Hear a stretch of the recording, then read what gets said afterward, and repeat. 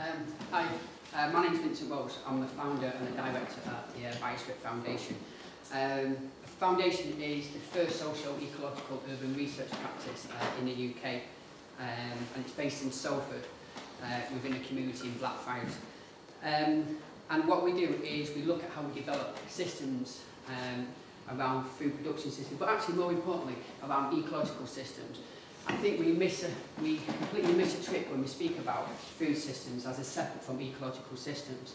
And actually what we do when we speak and develop food systems, what we do is reduce the complexity of them, meaning that we produce systems within an urban context which are actually high maintenance and low producing.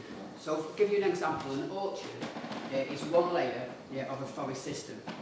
We simplify the system so we can understand it.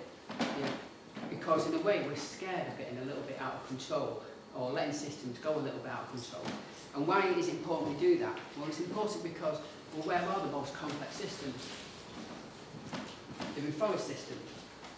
Forest systems basically circulate nutrients very, very well. And them nutrients can connect to lots of different nodes that produce lots of things. Forests are not food systems. They're systems that produce carbon store, biodiversity, humus, complex networks with fungi and soil and worms. And what we have to do in an urban environment is start to understand that complexity and start to actually develop systems that have much more of a higher output than we do now. I completely support the work by Few Futures, but I also think we need to think about a whole array of different systems that we can grow with. It's simply not good enough in the 21st century city to grow with orchards or with raised beds or with meanwhile sites. There's a whole different range of systems that we can produce food in. And I also don't agree with urban environments haven't got a lot of space to grow food. We've got a massive amount of space to grow food. When you start getting away from the idea that an urban environment is a horizontal system, it isn't. It's a three-dimensional system, and three-dimensional systems in ecological systems terms are the most producing systems. So why can't we make a forest like a city and a city like a forest? I understand that a tree is not a house, but I understand that a tree is a lot more intelligent than houses that we develop. I understand how forest systems are a lot more intelligent than our cities.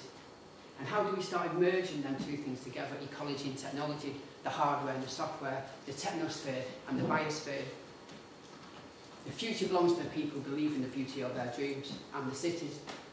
And it's up to us to start challenging everything, the way we develop cities. And why is it important? 1.3 million people a week, 70 million people a year move into cities. Right now, 50% of the world's population lives on 2.8% of land mass. Soon to be 80% of the world's population on 3% of land mass. It's time to wake up and absolutely rethink everything that we do when we think about ecological systems and food. So, 36 months ago, I started trying to develop something that might start to make urban cities, people, think differently. So I developed a PhD to look at how we develop advanced ecological systems with an urban context. From that, I developed the Biospheric Foundation, socio-ecological urban research practice, and the Biospheric project, which is an urban farm in Salford. And here, what we do is we do design, research and enterprise. Or rather, research, design and then enterprise. So the kind of research that we're doing is, firstly, it's action-led. We develop systems, and then from this system, we can test systems against each other. What is the difference between an agroforest system and an aquaponic system? Socially, ecologically, economically, climatically, biospherically? We simply don't know. And as deep ecologists, isn't architects who don't want to develop ecological systems and food systems within our dwellings? It's deep ecologists, permaculturists and so on, haven't positioned these systems economically. So people like Bruntwood and Urban Splash can buy into them when they understand them from an economic point of view. And then we try theoretically position that, working with other research institutes, and we think about how we can develop policy around ecological systems so we can start positioning them within our city. Then we do design. We do design based on hardware, software, so around ecology, and then which is the software, and technology, which is the hardware, how we merge them two things together. And we base that design on natural metabolism. We have to get away from an industrial model.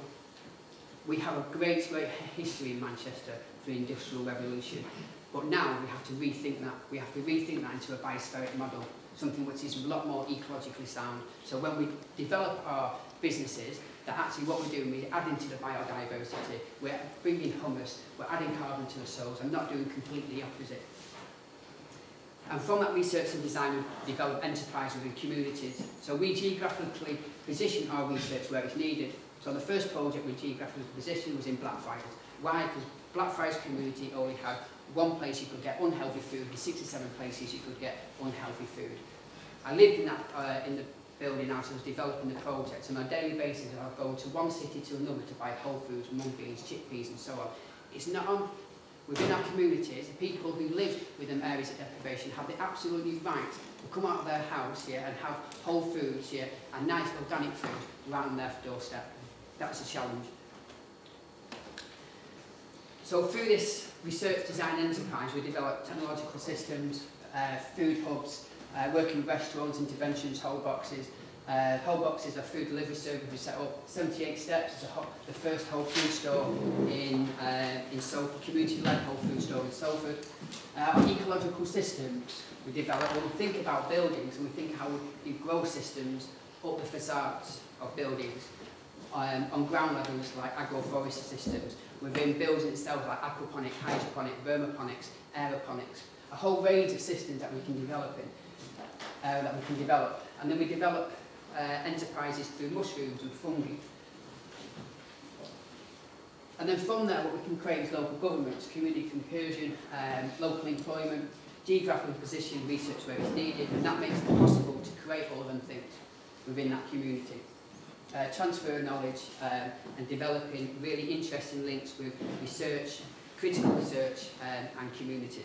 But actually that's not the clever thing. The clever thing is how you actually link all that up. Like a forest. Forest has no waste systems.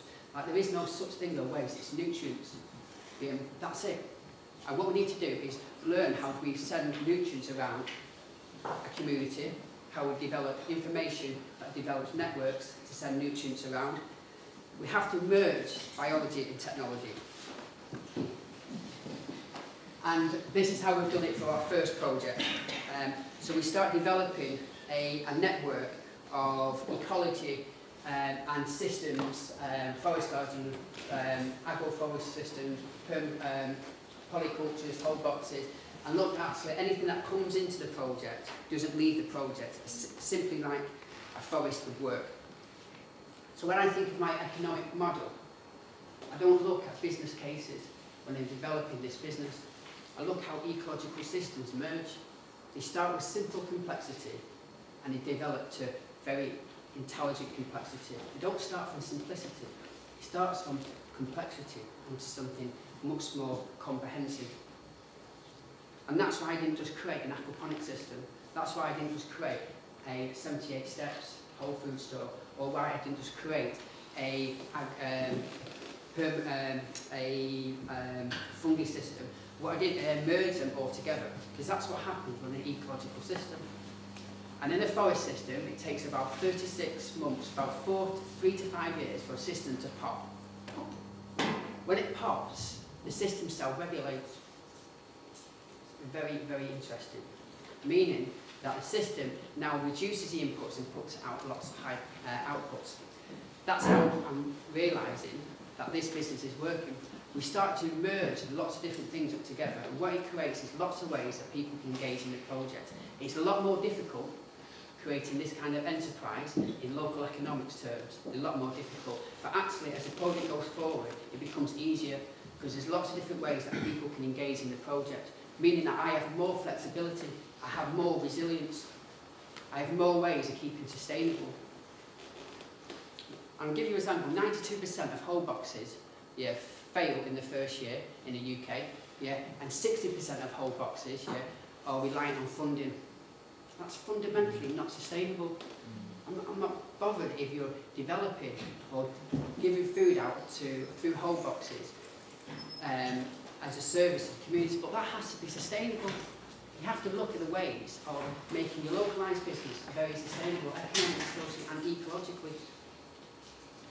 And developing this model has enabled me to develop a sustainable, resilient system within an area of deprivation.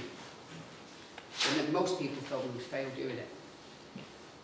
But that's not actually the interesting stuff. The interesting stuff is how you manage that system into a three-dimensional building, into a piece of architecture, how you circulate nutrients, and how you immerse the community and the research into that. And that's how we've started in the programme. So this is the Biospheric Foundation. Here are the towers where Blackfriars are, and that's where sort of the area of deprivation is. And then the community, the project is right next to that community. Just to explain very, very quickly how we circulate nutrients around a three-dimensional building like this. So we've got 78 steps. 78 steps creates a green and a brown waste. The green and the brown waste creates, we can send it to the worms. We put 2 inputs out, you get 3 inputs. 2 inputs in, you get 3 outputs out. Worms, worm cast, and worm tea. You send the worms to the fish, and the fish then create 3 outputs: ammonia, nitrite, nitrate. You send that nutrients around the building to different food systems: aquaponics, biofacades, vertical systems, polycultures, and so on. And then they use the nutrients to grow food. And then the food goes back to 78 steps. And the whole cycle starts again. So we're trying to look at how a forest system works and how we merge that into a three-dimensional city. And then from that action-led research, we actually learn what happens. So what happens is, the first graph you see with all the loops is sort of what an architect does when they haven't done the actual programme. Yeah. But what we're doing is actually developing the systems and then learning from them, and then we're creating more diagrams to understand how it actually works.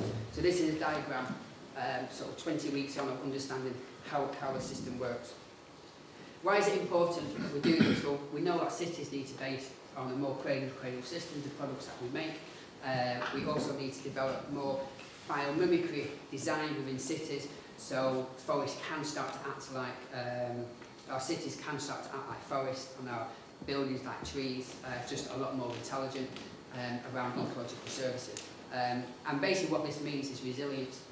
Sustainability is dead for me, and it's not a new thing. It's not a new thing I've been saying. I think I met Steve Connor maybe 3 years ago, and I remember the conversation I had with him in his office, and I said to him, I think sustainability is dead. It is dead because it means nothing. At least resilience has got 6 different meanings across different disciplines, meaning that you can actually develop a model around it, where sustainability you can't. Everybody uses it. It's a little bit like local. What is local? Well, local definitely isn't a city. Or maybe local is a city and hyper-local is our communities. A new revolution is underway. Once again, united by resource constraints, but this time with economists, accountants leading the charge, alongside activists, engineers, scientists, business leaders and politicians. We call this revolution the biospheric economy. The evidence suggests that it will be more profound in its impact on the Industrial Revolution, with a critical difference that this time our economy will go with the grain of the biosphere rather than against it. Our cities of the future are not technological cities. They're advanced ecological urban systems that emerge bios and the technos, the hardware, the software, the technosphere and the biosphere. And why is it important? It's important because the biosphere is the reason of the Earth system where all life resides. The biosphere is the connectivity between all ecosystems. And we have to realise, if 50% of the world's population lives in urban environments now, that our cities will actually have to become ecosystems that produce biodiversity, carbon store, an amazing platform for research, for living a lovable city, a rideable city. We have to rethink everything. We will not do this on old ideas. We have to be prepared to develop systems that fail, develop research that fails, so we actually learn something which is worth learning. Got a minute. All right. So yeah, cities just need to become a lot more intelligent. In desperate economic times, in desperate climate change times, our cities have to be a lot more intelligent in the way they develop their systems, and ecological systems, meaning food systems, are part of that journey. So what we're doing now, going forward over the next 5 years, the Biospheric Foundation. So we're about to develop a new whole food store, doing a large research programme with a research scope in Budapest on aeroponic systems. about to create the first largest mushroom production facility in Salford, which will be great. Just developed set up a new property development company, working with a number of architects on ecological, advanced ecological systems and integrated farming and groceries, and we're working with a number of universities on that research. The foundation is looking for new research angles, so if there's any researchers who are interested in the systems that we're developing, it would be great to hear from you. Thank you very much.